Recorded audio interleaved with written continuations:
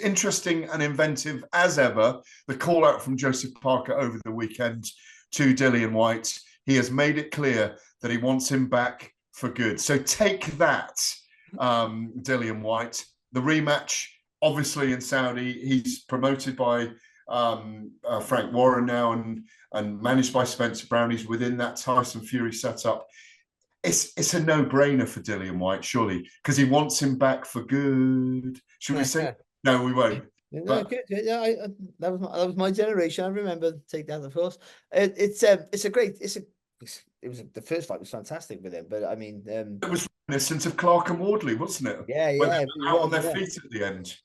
But there's been a shift in where they are now in their career, so I would massively favour Joseph Parker against Dillian Whyte. But listen, Dillian Whyte gets a chance to earn a fortune where he's been out in the cold a little bit, of course, recently. And he just had, I know, but he's back. He got a license with Texas, a Texan license, so he boxed in Europe. And was it last week or the week before? He boxed. It was in Ireland, wasn't it? Yeah. So Ireland, yeah. Castlebar. Yeah.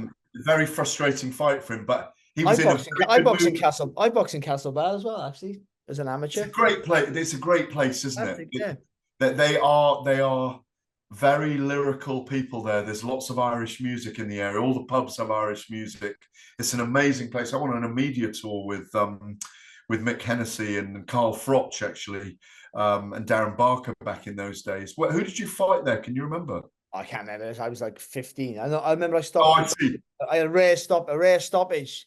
It was Jones the Banger back then. No, I'm joking. Hey. But either way, it was it's good. It's the way he called him out. That's all you need. He's fantastic with that. With those little skits that he does on Instagram, Joseph Parker, and he's been a revelation in his last few fights as well. So he gets a Dillian Whyte fight. I think it's a fight that he can win quite comfortable this time, and they both get massive paydays. So it's a no-brainer. It's a completely different place, isn't it?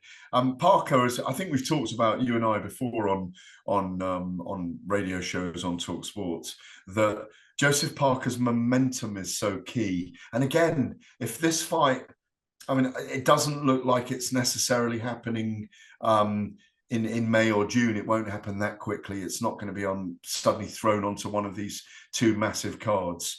By the way, just digressing, and this is an important point, 4 men's undisputed fights within a month, Barry. Noya Nui and Luis Nery, Canelo Alvarez and Jaime Munguia. Yep. That May the 4th, May the 6th, in reverse retrospectively. May the 18th, Fury and Usyk for the undisputed heavyweight fight title, and June the 1st, Beterbiev and Bivol for the undisputed light heavyweight title. This is genuinely unprecedented. I can't remember a time when we had 4 men's undisputed title fights in a month. Can you ever remember that in our time we've been alive? No, I cannot. No, I can't. And I just think boxing's realised that to stay relevant as a sport, it has to clean itself up, and which is ironic, really, what's going on. But I mean, it has to make the fights. And I think fighters are realizing as well, to make that huge money that they want to make, they have to fight each other. They have to. And they can't go the back route now. Or not so much the fighters, the managers and promoters realize is that for us all to feed, to eat, to make the money, we have to make these fights for the fans. And again, and for boxers, Joseph Parker's the perfect example of less camps, more fights. Keep busy. Mm. It's good for your eye. You get better every fight because you've taken the lessons from the last one to the next one. If you're boxing once a year, you forget the lessons you learned from the last fight. You're staying fresh with what you've learned every time. That could be the problem for Fury right now as well, as far as I can see. Listen, let me tell you what. Momentum. Tyson Fury, if he's still as good as he has been, he's the best. He beats everyone. Yeah, but correct. Is he? We still. His box is so irregular that is there a decline since Wilder 2, which was his last standard performance. That's February 2020. He's had wins, but that was his last real great performance, that was. And since then, he's been in good fights and not so good fights as well, but he hasn't looked the same. And that might be an activity. It might just be that, maybe. I thought he dealt with Dillian Whyte very handily, and we don't give him credit for that. No, he did. And Chisora as well, he did. But I think, I don't think Dillian. I think Dillian Whyte is not the same fight that he was anyway. And before that, I think the two Povetkin fights showed that. That's my opinion. I hope I'm wrong. And I hope so. I want Tyson to be Fury to be at his best against Alexander Usyk, so we get to Absolutely. see we get to see the best fight. But there might be a decline there. But with Joseph Parker, you could see it that he's improving because he's boxing regular, and that is not just for heavyweight boxing, for all the boxers around in any way to show if you're busy, you're better. I think it's fair to rank Joseph Parker, to go back to him, as number 4 in the world right now. That, you know, in terms of our notes right now, does it suggest, is it good matchmaking, a Dillian Whyte fight, or does it suggest that there isn't the right fight for him at the moment, as he perhaps waits for, I don't know, there's talk about Joshua potentially fighting at Wembley in September. That's not confirmed yet. There's talk about potentially Hrgovic and Dubois fighting. Could he fight one of those?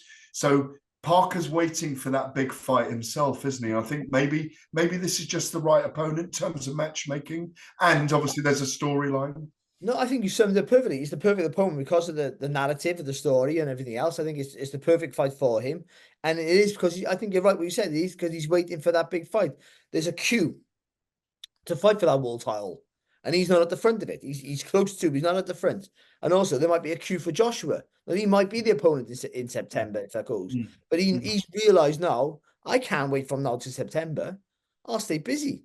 And so the Dillian Whyte fight, I think, unless Dillian Whyte shows us something different, won't be as taxing as they have been in the past. So it'll be a fight where he has to be good, but I don't think it's going to be the war that we've seen before. So it won't take miles off him. It won't take miles off the clock of him, and he'll still be. He'll just have another fight to tick over. It's disrespectful for Dillian Whyte, but to keep him fresh for the big fight maybe in September or so, whoever else he gets to fight. But also once Fury boxes Usyk, those titles very well might fragment. All of them might go. So Exactly. he might get his chance to be a world champion once again. Well, my feeling is weirdly that, and I had this feeling in my bones for a long time, that it's going to be a controversial draw first time between Fury and Usyk, and then they'll open the Riyadh season maybe with them in a second fight. But the other thing about Parker putting that message out finally before we go to break is he's almost maybe getting in and getting Dillian Whyte before Joshua gets Dillian Whyte by putting that message out as well, because, you know, weirdly, Dillian is a kind of man in demand now for people to, with full respect to Dillian, guys who are in the top 4. He's a great. Listen, you can't write people like Dillian Whyte off either. He's got the same dogged spirit as the Fabio Wardley we're talking about earlier. You never know with Dillian. He's got a left hook from hell, as we know. If he can land it, you know, you never know. But again, what we talked about in this section is it's a brilliant time for boxing, one of the greatest times we've ever known. And I've said it this year on my William Hill stuff. 2024 could go down, and it's already emerging as one of the greatest years ever in the history of boxing. You know? Yeah, I think so. Yeah, I think so. If we keep going the same form that we have been going for, and yeah, we could get those fights made, then I think it'll be one of the best. In terms of significance, going back to Jack Johnson being the first, you know, African American heavyweight champion of the world, or 1920 and George Carpentier and Jack Dempsey, the first $1 million gate, and all of these kind of, like, you know, the emergence of Ali, the emergence of Mike Tyson, the Four Kings, the great 70s heavyweights. We could be in that kind of era at the moment for the sport, because there's no doubt about it, things are on the move.